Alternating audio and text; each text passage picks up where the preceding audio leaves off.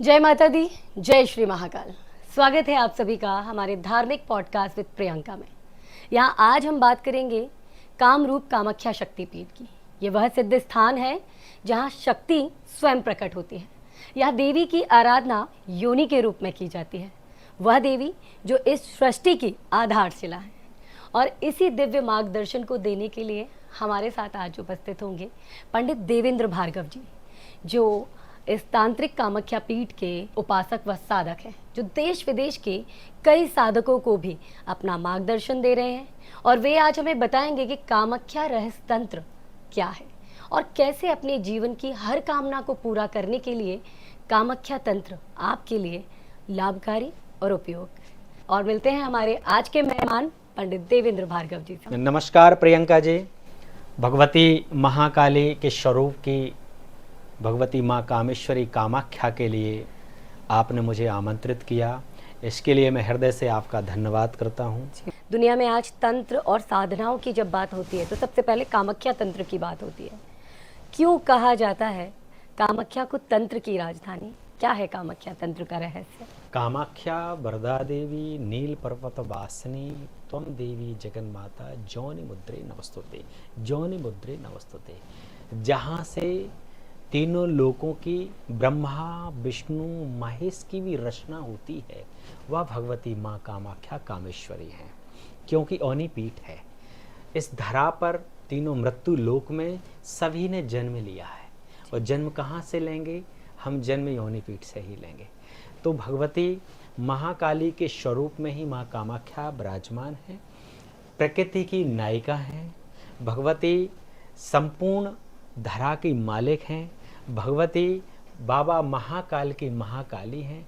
महाकाल पिता हैं और कामाख्या माँ है। तो पिता और माँ से ही ये संपूर्ण तीनों लोक चल रहा है। तंत्र एक साधना है। प्रत्येक मनुष्य के जीवन में एक साधना होती है। तो कामाख्या एक तंत्र की जगह ना हो करके कामाख्या एक साधना की जगह है। तो माँ के साधना का एक स्थान राज राजेश्वरी कामेश्वरी कामाख्या साधना का स्थान है। माँ कामाख्या संपूर्ण भारत में पॉजिटिव एनर्जी का स्थान है, जहाँ पहुँचने से ही नेगेटिव एनर्जी समाप्त हो जाती है। साधना की तो बात ही खत्म कर दीजिए। हम जब कामाख्या पहुँचते हैं, नीलांचल पर्वत में प्रवेश करते हैं, प्रवेश करते से ही नेगेटिव एनर्जी समाप्त हो जाती है। इतना पॉजिटिव एनर्जी है। अब हम पॉजिटिव जगह पहुँच करके अगर हम माँ की साधना करेंगे, माँ का नाम जप करेंगे, वही तंत्र है। साधना ही तंत्र है। किस तरह की साधनाएं, कौन कौन सी साधनाएं हैं? कौन सी साधना नहीं हो सकती कामाख्या में? राम की साधना, कृष्ण की साधना, गुरु की साधना, माँ की साधना। माँ के दरबार में, माँ की गोदी में बैठ कर के, माँ के आंगन में बैठ कर के कौन सी साधना नहीं कर सकते? माँ संपूर्ण साधना करा सकती है। जिस तरह से हम ये देखते हैं कि तंत्र की बात की जाती है तो लोग अक्सर तंत्र को काले जादू के साथ, या कुछ भ्रांतियां हैं कि लोग इसे टोटके के साथ जोड़ते हैं। कई बार हमने पिक्चरों में, किताबों में भी पढ़ा है कि तांत्रिक मतलब एक अलग जादू, एक अलग पूजा या अलग तंत्र कहा जाता है। लेकिन अगर मैं इसकी बात समझना चाहूँ तो तंत्र बेसिक क्या हो सकता है? प्राचीन काल में प्रागज्योतिषपुर नाम से पूर्वांचल क्षेत्र को कहा गया। प्रागज्योतिषपुर क्या है? प्रागज्योतिषपुर में जंगल था, जलीय तट था, वनीय तट था। तो ऐसे शिक्षा का अभाव था, समूचे यादवासियों का क्षेत्र था। तो वहाँ ये लोग जड़ी बूटियों से इलाज किया करते थे, सावर तंत्र से ये अनुष्ठान किया करते थे। वही परंपरा आज चल रही है। उच्च शिक्षित व्यवस्था नहीं थी, तो ये कामाख्या की साधना करते थे, तंत्र साधना करते थे, योगिनियों की साधना करते थे, प्रेतों की साधना करते थे। करते करते वो इतने डूब गए कि वो नेगेटिव एनर्जी में से पॉजिटिव एनर्जी बन करके इनके शरीर पर आने लगी, जिसको हम तंत्र साधना कहते हैं। इनकी नाड़ियाँ खुल गईं, इनके चक्र खुल गए और भगवती कामाख्या साधना के लिए संपूर्ण विश्व में जाने लगी। अम्बुवाची मेला जिस तरह से हम बहुत बड़ी प्रथा चली आ रही है और बहुत बड़ा चमत्कारिक स्थान हो जाता है ये, उस वक्त देवी की देवीय शक्तियाँ वहाँ जागृत हो जाती है। कई साधक आते हैं और देश दुनिया से बड़े बड़े साधक आते हैं वहाँ पर। उस दौरान बड़ी बड़ी साधनाएं होती हैं। आप देवी की साधना सिद्धि में विलीन रहे हैं। क्या चमत्कार आपको उस दौरान मिला है? कभी देवी की कोई सिद्धि या देवी का कोई विशेष रूप या कोई अद्भुत चमत्कार आपने अनुभव किया हो? कामाख्या तो चमत्कारों की जगह है, लेकिन कुछ अनुभव ऐसे होते हैं कि इनको सिर्फ अनुभव किया जा सकता है। फिर भी मेरे जीवन में तो बहुत सारे चमत्कार हुए ही हैं और ये अनुभव करने की बातें होती हैं। अभी कुछ सालों पहले ही कामाख्या में जिस भवन में हम साधना कर रहे थे, वह पूरा भवन अंदर से बंद है, दरवाज़ा बंद है, क्योंकि जहाँ पर हम लोग साधना करते हैं वहाँ पर आसपास का ऑरा ठीक करने के लिए वहाँ सिर्फ अकेले रहते हैं या मेरे शिष्य साथ रहते हैं। रात्रिकालीन समय में लगभग 2 से 2:30 का समय रहा होगा और मैं बगलामुखी की साधना में था, माँ पीताम्बरा की साधना में था। पूरा आश्रम बंद था, लेकिन मेरे दरवाजे पर जबरदस्त तरीके से कोई थपथपा रहा है, आवाज आ रही है। तो साधना में था, मैंने देखा भाई दरवाजा बंद है, बाहर के दरवाजे बंद हैं, कोई इस पूरे मकान में नहीं है, फिर दरवाजा कौन थपथपा रहा है? तब एक बार हुआ, 2 बार हुआ, तीसरी बार हुआ तो माँ से आज्ञा लेकर के आसन से मैं उठा और उठ करके मैं दरवाज़ा खोल करके क्या देखता हूँ, एक सम्मुख तो नहीं देख पाया क्योंकि जब तक वो वापस हो चुकी थी शक्ति। तो पीछे से देखा एक विशाल काय शरीर की मालकिन, एक धुआं जैसा शरीर, और वो जा रहा है गेट से बाहर की ओर। माँ को मैंने प्रणाम किया, हे माँ, आप जिस स्वरूप में दर्शन दे रही हैं यहाँ तक कि आपकी कृपा होगी। और जिस दरवाजे को मैंने खोल करके देखा तो बाहर के दरवाजे के उस चरणों को हमने रस से लगाया और आकर के गुरुजी से कहा, तो गुरुजी ने कहा कि वो साक्षात किसी न किसी स्वरूप में योगिनी आपसे मिलने के लिए आई थी, लेकिन आपको योगिनी का दर्शन हो गया, ये भी किसी चमत्कार से कम नहीं है। ऐसा चमत्कार अम्बुवाची में हमने देखा। ऐसे कई चमत्कार वहाँ आए दिन होते रहते हैं। अभी लगातार इस नवरात्रि तक, इसी नवरात्रि तक 2025 की जो नवरात्रि निकल गई, चैत्र की नवरात्रि तक मेरे रूम में लगातार सर्प आता है। विगत 7 वर्षों से सर्प आ रहा है, प्रति नवरात्रि में आ रहा है। जब पहली बार साधना कर रहा था तो पहली बार की साधना में सर्प आया, आकर के जहाँ हम पंचांग पूजन की स्थापना करते हैं उस पंचांग पूजन की परिक्रमा लगा करके वो निकल गया। छोटा बच्चा था। जब तीसरी वर्ष वहाँ साधना के लिए नवरात्रि में मैं गया तो 2 दिन 3 दिन तक तो कुछ नहीं हुआ। तीसरे दिन मैं देख रहा हूँ कि दिल्ली के ऊपर से नागराज चले आ रहे हैं जहाँ साधना की पूजन स्थली है, और वही सर्प जो 2 साल पहले आया। अध्यात्म रूप से कुछ गुरुओं से पूछा, कुछ साधकों से पूछा, तो उन्होंने कहा कि नाग जाति ही एक ऐसी जाति है जो सबसे पहले नंबर साधना को छूती है। नाग जाति, सर्प जाति एक ऐसी जाति है जो कंपन को महसूस करती है और पॉजिटिव एनर्जी को महसूस करती है, जहाँ पर सकारात्मकता होती है, जहाँ पर साधना होती है, और सबसे पहले नंबर उस साधक से, उस साधना से नाग ही आकर्षण होता है। जो प्रथम नंबर का आकर्षण होता है साधना का और आपके पॉजिटिव ऑरा को सही करने का, वो नाग जाति का ही होता है। कि सभी अनुष्ठानों में कामाख्या के वही नाग महाराज आ रहे हैं।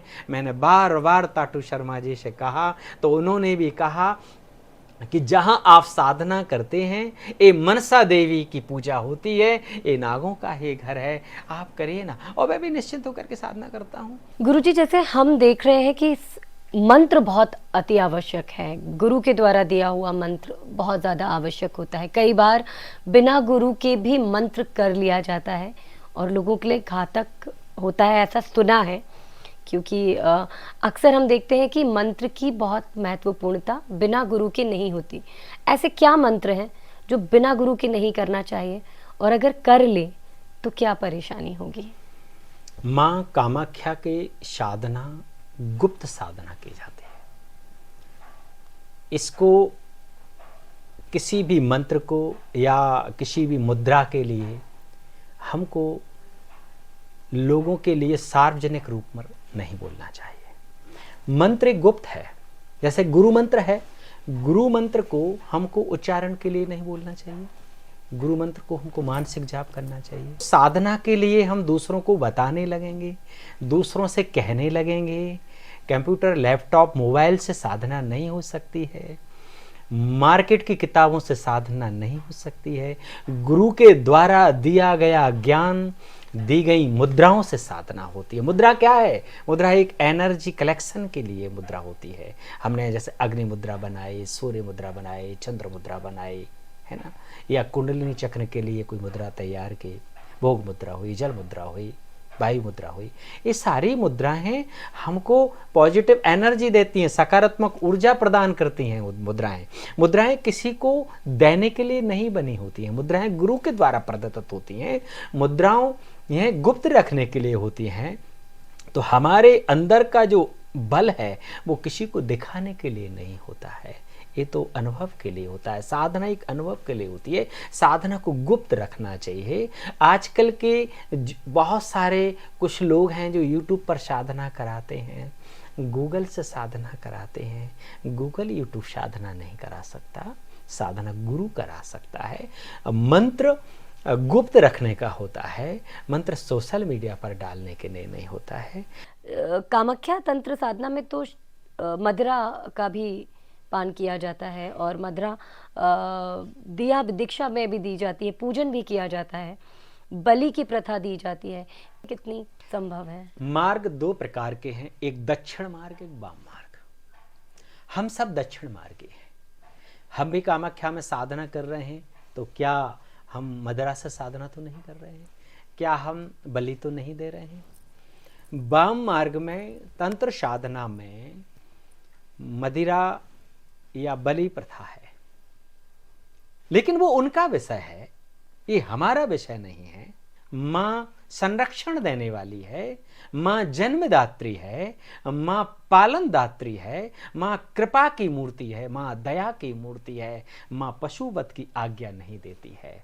लेकिन कुछ काल से ये पशुवध या बलि की क्रिया चल गई है, तो लोगों ने इसको अपने स्वार्थ का एक साधन बना लिया है कि पशुवध करने से मेरी ये मनोकामनाएं पूर्ण हो जाएंगी। माँ अगर पशुवध से प्रसन्न होती तो जो पशुवध कर रहे हैं उन पर ज्यादा प्रसन्न हो जाती।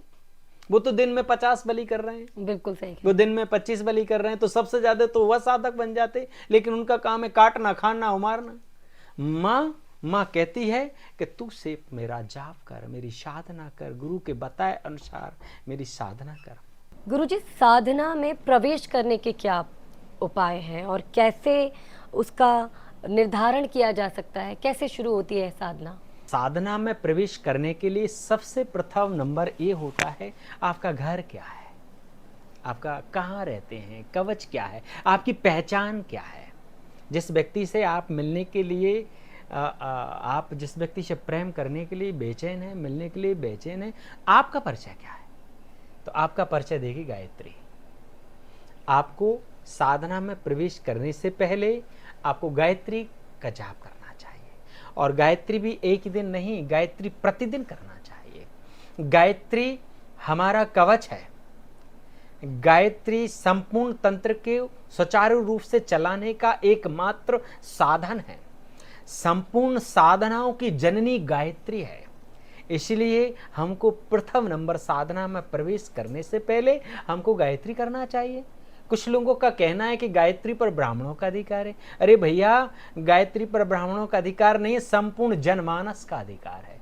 चाहे वो नर हो या नारी हो, सबको गायत्री का जाप करना चाहिए, और एक क्रम में करना चाहिए, वृद्धि क्रम में करना चाहिए। गायत्री में 24 अक्षर होते हैं, तो जितने अक्षर जिस मंत्र के होते हैं उतना ही उसको पुरस्चरण कहा जाता है। तो हमको गायत्री का पुरस्चरण करना चाहिए। अगर हमको किसी साधना करना है, किसी भी मंत्र की अगर साधना आपको करना है, तो उसका एक पुरस्चरण आपको करना ही होगा। और उस पुरस्चरण करने से पहले आपको गायत्री का पुरस्चरण करना है, गुरु मंत्र का पुरस्चरण करना है, फिर आपको सिद्धि की ओर बढ़ना है। सिद्धि क्या है? कृपा ही सिद्धि है। तो हमको कृपा प्राप्त करने के लिए, उस मंत्र के देवता की कृपा प्राप्त करने के लिए हम उसको मंत्र का जाप करना है। जैसे एक मंत्र हुआ, एकाक्षरी मंत्र हुआ, तो हमको उसको 1 लाख जाप करना पड़ेगा। जैसे पंचाक्षर मंत्र हुआ, नमः शिवाय, तो हमको इसको 5 लाख जाप करना पड़ेगा, तब इसका पुरस्चरण होगा। जैसे कि 2 अक्षर का मंत्र जाप हुआ, तो हम इसको 2 अक्षर का जाप हमको 2 लाख जाप करना पड़ेगा, जब जाकर के पुरस्चरण होगा। इसीलिए हमको किसी भी साधना में प्रवेश करने से पहले हमको गायत्री का प्रतिदिन जाप करना चाहिए। जैसे कि आपको पुरस्चरण करना है, किसी भी मंत्र का पुरस्चरण करना है, मान लो आपको एकाक्षरी मंत्र का पुरस्चरण करना है, वो एकाक्षरी मंत्र हुआ, मान लो ऐंग। देखिए, ऐंग सरस्वती देवी का मंत्र का बीजाक्षर मंत्र ऐंग है। हमारे बच्चे आजकल अच्छे से पढ़ नहीं पा रहे हैं, उनको चैप्टर याद नहीं हो पा रहे हैं, नाना प्रकार के प्रयास भी करते हैं, वर्ष भर मेहनत करते हैं, लेकिन उनको असफलता मिलती है। तो उन बच्चों के लिए, उन छात्रों के लिए मैं कहना चाहूँगा कि आप जो सरस्वती देवी का तंत्र में बीजाक्षर मंत्र है, उसका नाम है ऐंग। हम ऐंग का जाप करेंगे तो आपको वाणी शुद्ध मिलेगी, आपको गुरुवाणी मिलेगी, आपको सरस्वती वाणी मिलेगी, और आपकी अच्छी वाणी होगी तो आपका बुद्धि अच्छा काम करेगी, सरस्वती देवी की कृपा होगी। तो जैसे कि हमको ऐंग अक्षर का 1 लाख मंत्र का हमको जाप करना है, तो एक वर्ष में हो जाएगा। आप निर्धारित कर लीजिए कि हमको प्रतिदिन इतनी माला में जाप करना है। मान लो हमको 50 माला जाप करना है, तो 50 गुणित आप 365 कर दीजिए, 100 गुणित 365 कर दीजिए। एक गणना आपको करना है कि आपको कितने मंत्र आप प्रतिदिन जाप कर सकते हैं। तो उस गणना के आधार पर प्रतिदिन का आप एक गणना बना लीजिए, उस गणना के आधार पर उसका आप पुरस्चरण कर लीजिए, तो हो जाएगा आपका जाप। मंत्र कीलित है, पहले नंबर तो आप ये जान लीजिए। महामृत्युंजय भी कीलित है, हर मंत्र कीलित है। जो वेदोक्त रूप से जाप करते हैं उनको ये पता भी नहीं है कि हर मंत्र का उत्कीलन होता है।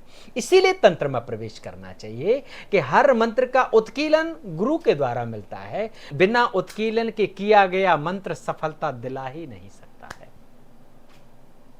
सफलता दिला ही नहीं सकता है। तो उत्कीलन क्रिया को ही गुरु क्रिया कहते हैं। गुरु से द्वारा लिया गया उत्कीलन मंत्र या उत्कीलन साधना करना पड़ती है, तब जाकर के वह साधना आपकी संपन्न होगी। और उस साधना के लिए बस पहले हमको गायत्री को तैयार करना है। आप किसी भी गुरु से पहले गायत्री का मंत्र लीजिए, फिर गायत्री मंत्र का जाप करिए, गुरु पूजन करिए। एक क्रिया कम से कम आपको, अगर हम पुरस्चरण भी नहीं कर सकते हैं, तो हमको 1,37,500 गायत्री के मंत्र का जाप मिनिमम करना ही चाहिए। तो इतना जाप से आप साधना के क्रम में आने के लिए, प्रवेश पाने के आप उत्तराधिकारी हो जाते हैं।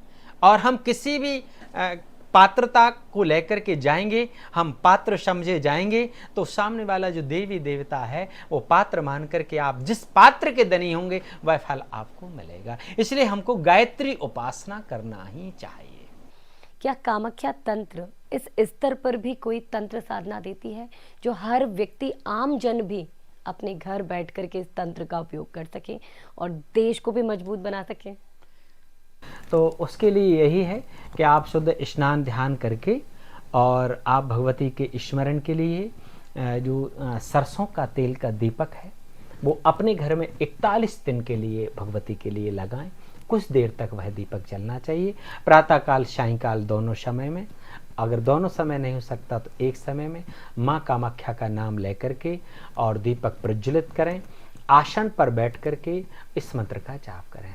सर्वबाधा विनिर्मुक्तो धनधान सुतान्विता मनुष्यो मत प्रसादेन भविष्यति न संशयः।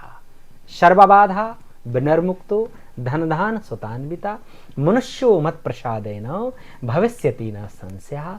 हमारे घर की संपूर्ण बाधा का नाश हो। हे माँ, हमें सुख शांति प्रदान करना। इस मंत्र का हिंदी भावार्थ यही है। इसलिए हमें इस मंत्र का प्रतिदिन 11 बार जाप करना चाहिए कम से कम, और जितना भी आप कर सकें उतना अच्छा होगा। इस मंत्र का जाप करने से आपके घर की समस्त बाधाओं आपका नष्ट होंगी और आपके मन को शांति मिलेगी। अगर आपके जीवन में बहुत कष्ट है, बहुत परेशानी है, आप सिद्ध कुंजिका का पाठ करें। अगर आप सिद्ध कुंजिका स्तोत्र का लगातार पाठ करेंगे और वृद्धि क्रम में पाठ करेंगे तो फिर आप पर किया गया परतंत्र स्वतः नष्ट हो जाएगा। जय श्री राधे। अगर आप शिक्षा के क्षेत्र में उन्नति प्राप्त करना चाहते हैं, आप जो चैप्टर याद करते हैं वो चैप्टर आप भूल जाते हैं, तो मेरा आपसे निवेदन है कि आप रात्रिकालीन की अपेक्षा प्रातःकाल जल्दी उठें और उठ करके जब आप अध्ययन करें तो किताबों से अध्ययन करें। किताबों से अध्ययन करने से ऋषि ऋण उतरता है, जो ऋषियों ने किताबें लिखी हैं। इसीलिए 3 प्रकार के ऋण होते हैं, देव ऋण, पितृ ऋण, ऋषि ऋण। ऋषि ऋण तभी उतरता है जब हम किताबों से अध्ययन करें। अगर आप किसी के द्वारा परतंत्र से पीड़ित हैं, आपको लगता है कि मेरे जीवन में किसी ने मेरे परिवार पर तांत्रिक प्रयोग किया है, तो फिर आप घर में प्रतिदिन माँ कामाख्या के, माँ पीताम्बरी के नाम के सरसों के तेल का दीपक लगा करके और ध्यान मुद्रा में बैठ करके इस मंत्र का जाप करें। शरणागत दीनार्तो परित्राण परायणे सर्वस्यार्ति हरे देवी नारायणी नमोस्तुते। इस मंत्र का जाप करने से आप पर किया गया तंत्र हावी नहीं होगा और आप स्वस्थ हो जाएंगे, आप प्रसन्न हो जाएंगे, आप खुश हो जाएंगे। अगर आप किसी प्रकार से मानसिक पीड़ित हैं, हमको प्रतिदिन हमारे ही तपबल को बढ़ाना है, हमारे ही मन को बढ़ाना है, तो आप प्रतिदिन कहना प्रारंभ कर दीजिए, मैं स्वस्थ हूं। आज के समय में हर व्यक्ति कहता है कि मैं परेशान हूं, मेरे घर में नेगेटिव एनर्जी है, मेरे घर में परेशानी है, मैं बीमार हूँ, मैं स्वस्थ नहीं हूँ, मैं आर्थिक रूप से परेशान हूँ। तो परेशानी कहती है कि तू मुझे बुला रहा है तो मैं आ रही हूँ। तो हमको क्या करना चाहिए? अगर हमको परेशानियों से मुक्ति पाना है तो हमको प्रतिदिन प्रातः काल से सायंकाल तक एक ही बात कहना है, हमको ईश्वर को धन्यवाद देना है, मैं स्वस्थ हूँ, मैं खुश हूँ, मैं प्रसन्न हूँ, सब मेरा अच्छा हो रहा है, सब कल्याण हो रहा है। हे ईश्वर धन्यवाद करता हूँ, हे माँ कामाख्या मैं आपको धन्यवाद देना चाहता हूँ, आपकी संपूर्ण कृपा मुझ पर बरस रही है। अगर ये प्रतिदिन आप धन्यवाद के क्रम में ले लेंगे, दिन में आप 10 बार, 3 बार, 5 बार बोलेंगे तो पॉजिटिव एनर्जी आपके साथ काम करने लगेगी और जो बोल रहे हैं वो धीरे धीरे स्वतः होने लगेगा, होने लगेगा, होने लगेगा। जय माता। तंत्र एक ज्ञान प्राचीन प्रणाली है जो मन, शरीर, बुद्धि को जोड़ने का काम करती है, हमारी आध्यात्मिक शक्तियों को बढ़ाने का काम करती है, हमारी शारीरिक शक्तियों को बढ़ाने का काम करती है, मन को शांत करने का काम करती है। तंत्र एक ब्रह्मांडीय शक्ति प्राप्त करने का एक बहुत बड़ा साधन है।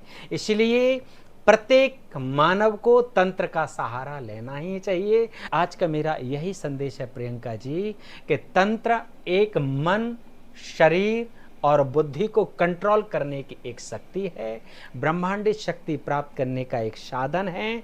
और अगर हम तंत्र प्रणाली में आएंगे तो हमारा चरित्र सुधरेगा, हमारी वाणी सुधरेगी, हमारी बुद्धि सुधरेगी, हमारा मन सुधरेगा और हमारा शरीर सुधरेगा और देश, इस भारत और राष्ट्र का सुंदर निर्माण होगा। हमारा और आपका आज की वार्ता का सिर्फ एक ही उद्देश्य था, एक उद्देश्य लेकर के हम बैठे हैं कि जो देश के युवा आज जो भटक रहे हैं और नाना प्रकार के गुरुओं के चक्करों में आकर के, गुरुओं की बातों में आकर के और वो उलझते जा रहे हैं, वो कैसे सहज और सरल मार्ग में आए। आपका पहला प्रश्न यही था। इसलिए मैं सभी नई जनरेशन के लोगों से यही कहना चाहूँगा कि आप भ्रांतियों में ना रहें, आप भटके ना रहें, आप तंत्र में प्रवेश करें और तंत्र में प्रवेश करने के लिए ब्रह्मांडीय शक्तियों के, आध्यात्मिक शक्तियों के मालिक बने। तो सुंदर शरीर की रचना हो, सुंदर मन की रचना हो, सुंदर वाणी की रचना हो, शरीर मन और वाणी सुंदर होगा तो हमारा देश विश्व का आध्यात्मिक गुरु था और विश्व का आध्यात्मिक गुरु है और आध्यात्मिक गुरु हम रहेंगे। और आप सभी को किसी भी समय, जब आपके पास समय हो, एक लेकिन निर्धारित गणना के अनुसार आपको जाप करना है। और मैं सभी नए युवा जवान भाइयों से कहना चाहूँगा, मेरी बहनों से कहना चाहूँगा, अगर आपको सफलता नहीं मिल पा रही है, व्यापार में सफलता नहीं मिल पा रही है, आपको नौकरी में सफलता नहीं मिल पा रही है, आपको वैवाहिक कार्य में सफलता नहीं मिल पा रही है, आपके दाम्पत्य जीवन में कोई परेशानी है, आपके घर में कोई कलह है या आपका मन शांत नहीं है, आप सभी कुछ पाना चाहते हैं, आप पैसा कमाना चाहते हैं, समाज में ऊंचाई प्राप्त करना चाहते हैं, आप प्रतिष्ठा प्राप्त करना चाहते हैं, आप पद प्राप्त करना चाहते हैं, आप सम्मान प्राप्त करना चाहते हैं, तो आप इस मंत्र का जाप करें।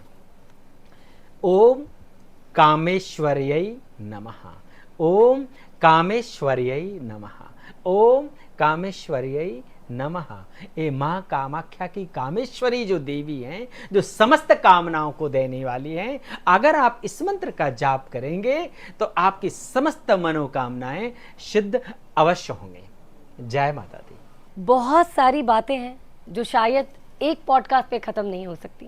कामाख्या तंत्र है इतना विराट और इतना भरपूर बड़ा कि शायद समझना मुश्किल है। गुरुजी, इसके लिए तो हमें लगता है कि और आगे भी कुछ सीरीज़ आपके साथ ही करनी होंगी, जिसमें हम इस एक एक साधना को समझेंगे, इसके एक एक विधि को समझेंगे, इसके एक एक नियम को भी समझेंगे और समझेंगे कितना बारीक है ये रहस्य जो हर व्यक्ति के लिए ज़रूरी है। मुझे लगता है एक छोटे बच्चे से लेके एक बुज़ुर्ग तक के लिए इस तंत्र की बहुत आवश्यकता है।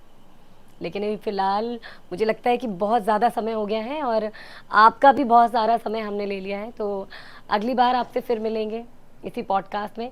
आज हमारे साथ इस बहुत रहस्यमयी तंत्रिक साधना को समझाने के लिए, मार्गदर्शन देने के लिए आपका बहुत बहुत धन्यवाद। जय माता दी। कामाख्या तंत्र रहस्य, आज हमने जाना बहुत सारा कामाख्या तंत्र का रहस्य। खोली कई ऐसी पड़ते जहाँ एक छोटे बच्चे से लेके बुजुर्ग तक हर व्यक्ति में विशेष रूप से ज़रूरी है ये कामाख्या तंत्र। कामाख्या तंत्र की बातें एक पॉडकास्ट पे तो पूरी नहीं हो सकती हैं, इसलिए इस पॉडकास्ट को तो इस बार हम विराम देते हैं, लेकिन अगली बार इसकी और भी पर्दे खोलेंगे, और भी रहस्य के पर्दे खोलेंगे और देखेंगे क्या है गहराई इस तंत्र रहस्य में, क्योंकि तंत्र ही तो है ध्यान, आध्यात्म और सनातन। तो बने रहिए मेरे साथ में धार्मिक पॉडकास्ट विद प्रियंका में, और भी बेहतरीन, और भी रहस्यमय, और भी धार्मिक, और भी सनातनी बातें आपको मिलती रहेंगी मेरे साथ। जय माता दी, जय श्री महाकाल, जय हिंद।